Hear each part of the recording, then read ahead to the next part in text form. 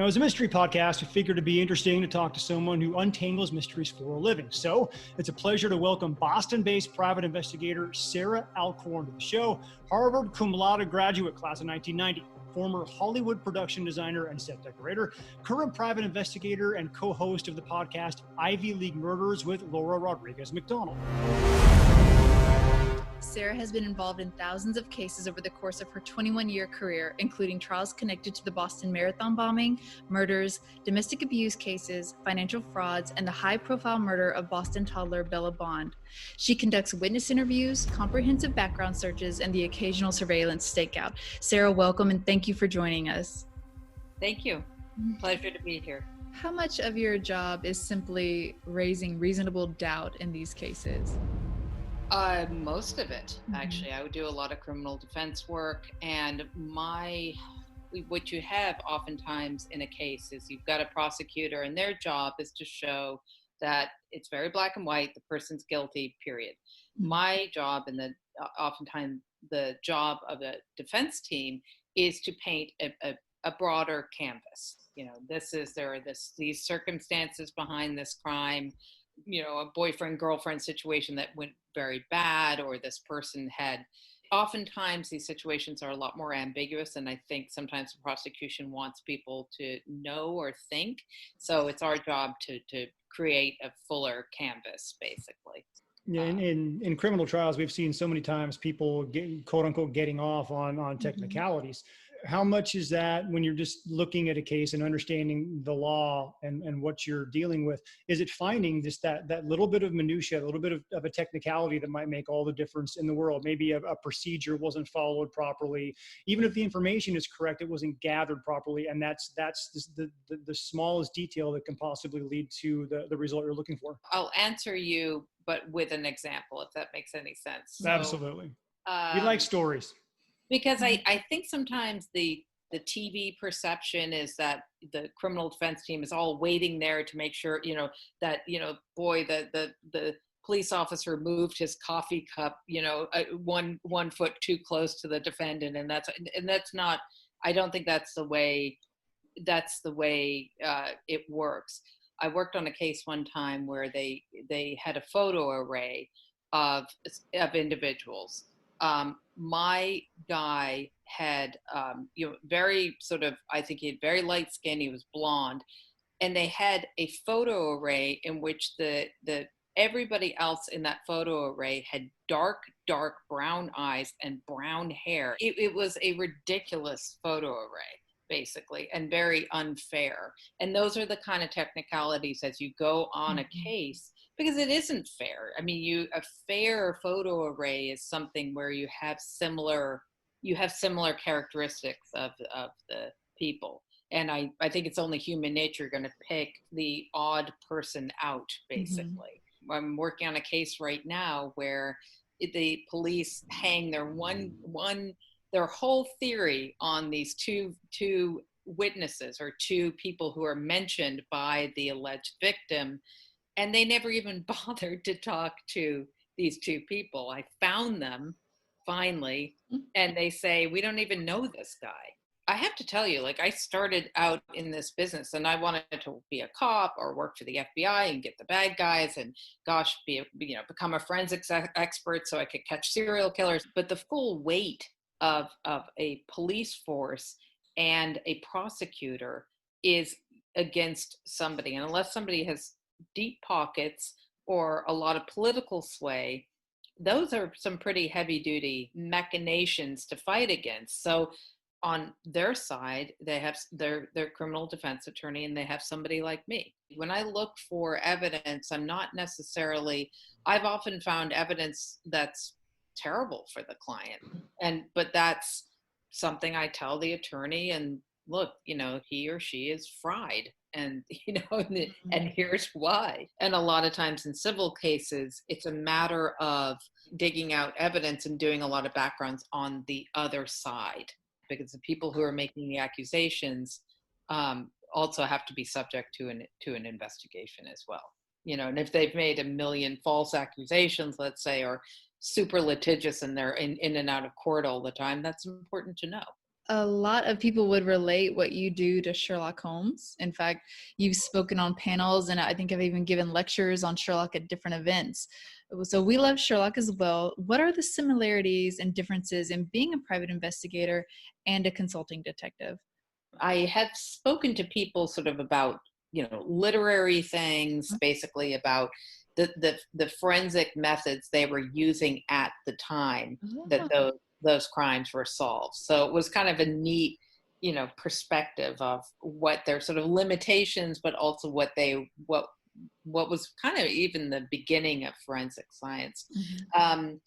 Again, I think it comes down to adaptability. I think you have to you're really looking for the sweet spot, whatever you're trying to do. You're looking for those aha moments. Every once in a while you get this like, yes, I found it, that's, and it's just super, super rewarding. Arthur Conan Doyle said, life is infinitely stranger than anything the mind of man could invent. Truth is stranger than fiction. You've worked in Hollywood, which we'll get to in a bit as well, but you've been in the fantasy world, and now you're working in the real world as well. Is truth truly stranger than fiction in your particular line of work and in your experience? 100%. There's cases I've worked on where I just want to turn around and sort of go tap someone else on the shoulder and go, can you believe this? There was one time when sometimes it's not even having to do with the case. Sometimes it's just walking into somebody's house, and there was this early on, I was interviewing this guy, and he had, and I'm sure this has been used in a movie, I'm sure, but he had all these terraniums that he had set up in this one room. So I'm in his apartment, and he's got lining this room are these terraniums of like turtles and snakes that he had caught and fish, and there's this like weird eerie green glow all around this guy, and I'm interviewing him, and I was like, this is too cool, man. You didn't tell me you were talking to Kevin Spacey from Seven. Yeah, exactly. According to IMDb, the first two movies you were credited on were released in '94. They were Getting In, where Stephen Mailer tries to bribe his way past people ahead of him on a collegiate waiting list, and they mysteriously die. And then Sioux City, where Lou Diamond Phillips solves a mystery. Is that a coincidence? Can't be, right? But Lou Diamond is a sweetheart, I have to tell you. He's Richie Valens. Nicest guy. Oh my God. Totally like having like beers with the crew, and he was lovely person, genuinely. Is it a coincidence? Yeah, Getting In was actually Doug Liman's like first movie. Part of what I had to do, I did the props for it, and part of what I had to do was create a burnt corpse for the movie. You did bring up the Isabella Stewart Museum episode that we did, and that you're saving it. So I think this is a good opportunity. You said that your fantasy in an interview that your fantasy would be to find the paintings that were stolen from that museum. So who did it, and where are the paintings now, in your opinion? Here was my hope. When Whitey Bulger got captured, I was hoping that he would divulge a bit more about what went down at the Isabella Stewart Gardner Museum, with the theory that something of that magnitude wouldn't have gone down without his blessings in some ways. Mm-hmm. Alas, no more information was available with that. But I do suspect that, I think in Boston, you have two competing cultures in some ways. Isabella Stewart Gardner Museum personifies that very elite Boston, old Brahmin, blue blood culture right there. And so to steal those paintings was a real affront to that. So I suspect that was part of the motivation behind it, was an absolute message of like, we can do this, we're gonna do this. It's about, power, control. Where are they? I would say they're probably in buried underground someplace in Maine or New Hampshire would be my guess. You know, the funny thing about stolen art, though, too, stolen art is often used as currency in the black market. Even I read this somewhere and I thought it was kind of interesting. Some high level criminals even will buy art and, like, let's say a Picasso or something, and then claim that it's stolen because it has more cachet in the criminal underworld if it's actually stolen. It's really funny, you know what I mean? It's a whole different mindset. And who stole them? I have absolutely no idea, but it was definitely a brilliant thing. But, unfortunately, it was just a sitting duck. Yeah, you said the art heist was brilliant.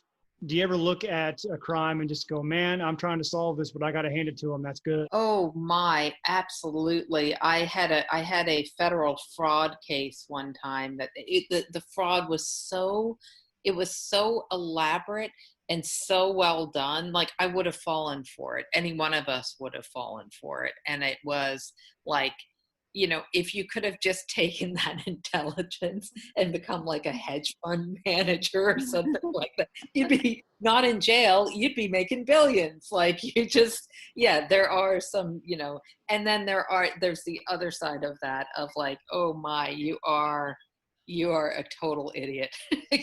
Oh yeah. The one who picks a pocket on a plane and makes a run for it. Yeah. You couldn't have mess this up, more, and I think though too, part of why I like doing what I do is I really do like helping people, and I feel like I get to help people in a very real way, because I think oftentimes when people are coming to me, they're at like the worst part. They're like at the worst point in their lives. With the podcast that you do, Ivy League Murders, the Ivy League group is very tight knit. To talk about those types of things and get into those things that I'm sure the Ivy League doesn't want people really knowing about en masse. Is that ever difficult for you? Do you ever feel like you're sharing state secrets that maybe you shouldn't be talking about? No, because I think most of what Laura and I talk about really are fairly well publicized cases. And in fact, our case about Jane Britton, I'm thinking of that. I'd like to get the word out because that's still an active case for us. And, I'm looking for help, maybe Cambridge or Boston listeners who can help us sort of solve some of these, there's a cold case murder going on. And we'd like some help trying to solve it, and also get some more information about the perpetrator in that.